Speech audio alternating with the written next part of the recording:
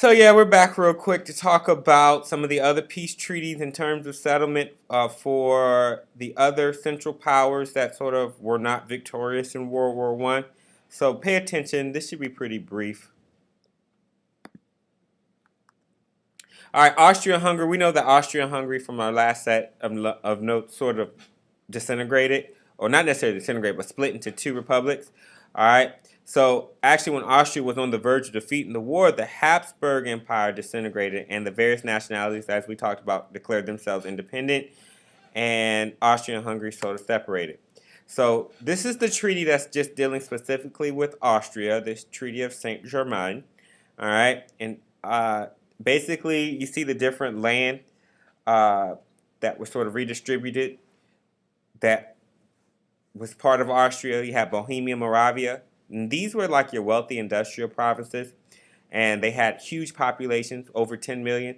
They went to the new state of Czechoslovakia, and then you had Dalmatia, Bosnia, and Herzegovina. They all went to Serbia and Montenegro, and they collectively became known as Yugoslavia, so all the Slav people. Bukovina to Romania, Galicia to be reconstituted the state of Poland, and then the South Tyrol. All right, and these are lands that were ceded to Italy. All right, then these were other lands that were given to Czechoslovakia, and so forth and so on. All right.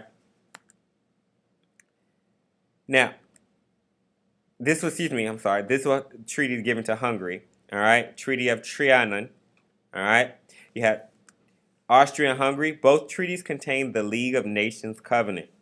All right, so they did keep the spirit of self-determination, which was very important. All right, ethnicities to sort of choose, all right, what type of government or who uh, they would be part of, what country they would be part of. Excuse me.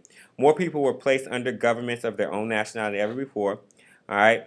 However, and this is what you want to note, there were over 3 million Germans in the Sudetenland. All right, that now found themselves in Czechoslovakia, and the Treaty of Versailles had placed 1 million Germans in Poland. All right, of course, the Allies justified this, and they said that these new states needed uh, these Germans and the people to make them more economically viable.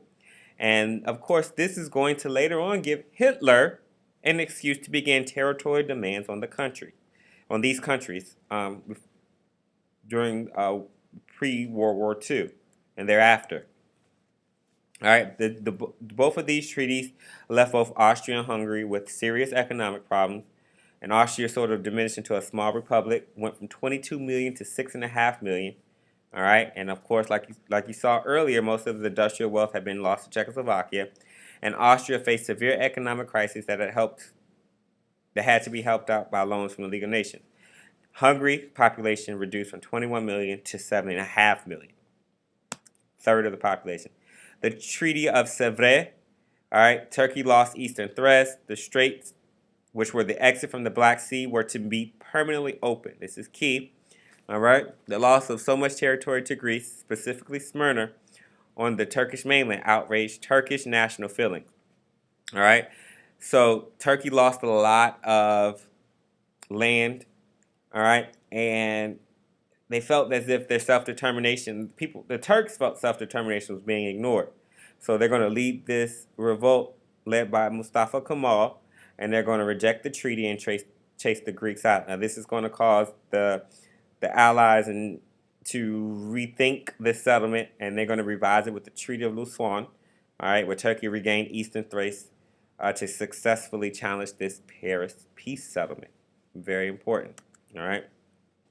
The Treaty of Neuilly, all right, and this was dealing with Bulgaria. They lost their territory to Greece, which deprived her of her Aegean coastline, and also to Yugoslavia and Romania. All right, so this placed at least 1 million Bulgars under foreign government.